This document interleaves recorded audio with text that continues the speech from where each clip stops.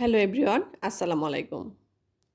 বাচ্চাদের টিফিন দেওয়া নিয়ে মায়েদের চিন্তার শেষ নেই, বা বিকেলে কী নাস্তা দেব সেটারও কোনো চিন্তার শেষ নেই।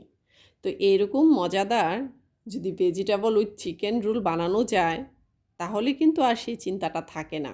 কি বলেন? তাহলে চলেন শুরু করা যাক।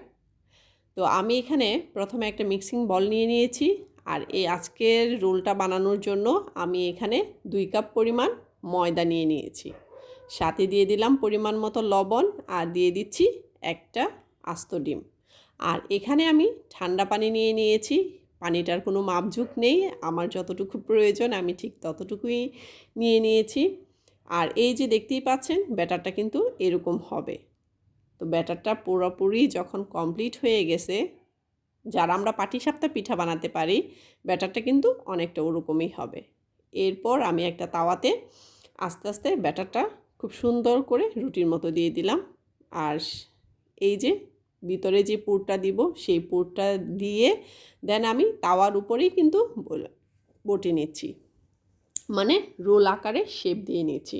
এটা আপনারা চাইলে চুলার উপরে রেখেও করতে পারেন, কিংবা তাড়াতাড়ি একটা প্লেটের উপর নিয়েও করতে পারেন। এটার সুবিধাটা হচ্ছে, আপনি যদি গরম থাকা অবস্থায় পুরটা দিয়ে করেন, তাহলে কিন্তু এক্সট্রা কোনো গ্লু, বা আমরা যেটাকে আটা দিয়ে গ্লু বানাই, সেটা আর লাগবে না। এটা কিন্তু এমনিতেই গরমে আটকে যাবে। আর আমার এই পুরের রেসিপিটা কিন্তু অলরেডি ভিডিও আকারে দেওয়া আছে, চাইলে সেটা দেখে নিতে পারেন। তো এই যে হয়ে গেল আমার সবগুলাই রোল তৈরি করা। আর এখন হচ্ছে আমি ব্রেড ক্রামে প্রত্যেকটা রোলকে গড়িয়ে নিব। তো আমি এখানে কিছুটা ব্যাটার রেখে দিয়েছিলাম। কেউ চাইলে কিন্তু আপনারা সেটা ডিমের ভিতর দিয়েও গড়িয়ে তারপরে হচ্ছে ব্যাটারে গড়াতে পারেন। কিন্তু আমি এই যে সহজ রেসিপিতে আপনাদের মাঝে শেয়ার করতেছি, যেটা কম খরচে খুবই হেলদি একটা খাবার যেন তৈরি হয়। তো আমি এখানে ব্যাটারটাতে চুবিয়ে তারপর হচ্ছে আমি এখানে ব্রেড ক্রামে গড়িয়ে নিচ্ছি। ব্যাটারে চুবিয়ে ব্রেড ক্রামে গড়িয়ে নিলে যেটা হয়, ব্রেড ক্রামটা খুব সুন্দরভাবে রোলের গায়ে আটকে যায়। তো এক এক করে আমি এখানে প্রত্যেকটা রোলেই গড়িয়ে নিব।